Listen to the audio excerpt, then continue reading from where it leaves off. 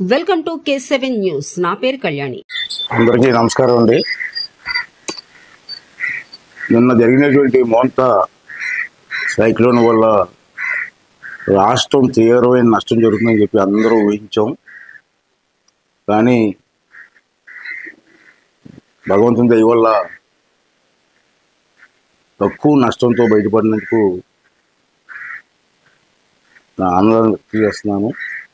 ముఖ్యంగా మనం చెప్పవలసింది ఏంటంటే, మన ముఖ్యమంత్రి గారు నారా చంద్రబాబు నాయుడు గారు, డిప్యూటీ సీఎం గారు పవన్ కళ్యాణ్ గారు ఈ తుఫాను తీవ్రతను ముందుగానే ఊహించి అధికార యంత్రాన్ని అలాగే ప్రజల్ని అప్రమత్తం చేసిన సంగతి మనం చూసాం.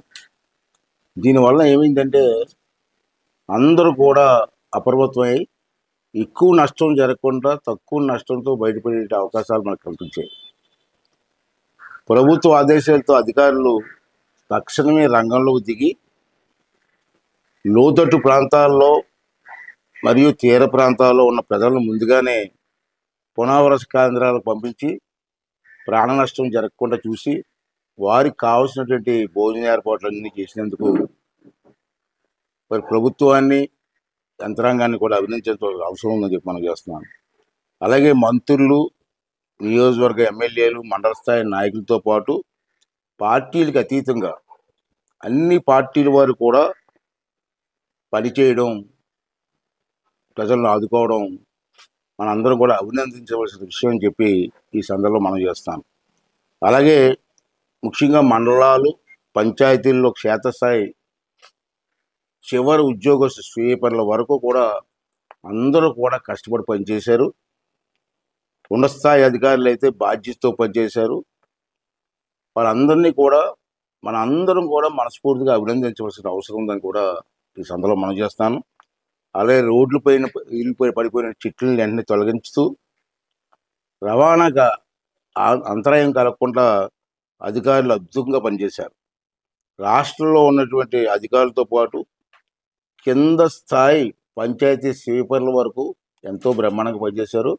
వాళ్ళందరికీ కూడా మనస్ఫూర్తిగా ధన్యవాదాలు, అభినందనలు కూడా తెలియజేస్తాను. అదేవిధంగా ముఖ్యమైన విషయం ఏంటంటే, ప్రజలందరూ గమనించవలసింది,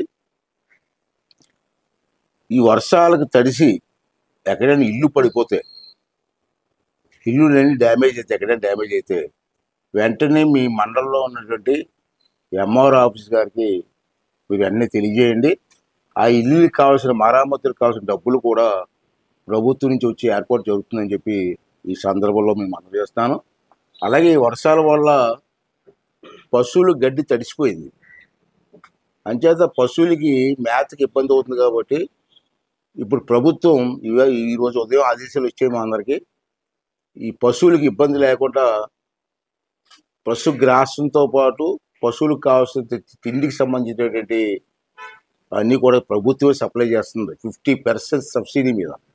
ఇది గమనించండి, 50% సబ్సిడీ మీద పశువులు ఉన్న వాళ్ళు, ఆవులు కానీ గేదెలు కానీ ఉన్న వారందరూ కూడా మీ మండలంలో ఉన్నటువంటి అధికారులకు తెలియజేస్తే మీకు 50% సబ్సిడీ మీద పశువులకు కావాల్సిన తిండికి సంబంధించిన వ్యవహారంలో వాళ్ళు వెంటనే మీకు అందజేస్తారు. దాన్ని కూడా రైతులందరూ గమనించి ఆ అవకాశాన్ని తీసుకొని పశువులకు ఇబ్బంది లేకుండా చూడవలసిన బాధ్యత రైతులందరూ కూడా తీసుకోవాలని చెప్పి ఈ సందర్భంగా మీకు మనవి చేస్తూ, మరి ఈ కార్యక్రమంలో అందరూ పై అధికారుల నుంచి కింద స్థాయి అధికారుల వరకు అందరూ కష్టపడి పనిచేశారు. ప్రజలు కూడా సహకరించారు, అన్ని పార్టీ రాజకీయ నాయకులు సహకరించారు. మరొక్కసారి వాళ్ళందరికీ కూడా మనస్ఫూర్తిగా అభినందనలు, ధన్యవాదాలు తెలియజేస్తున్నాను.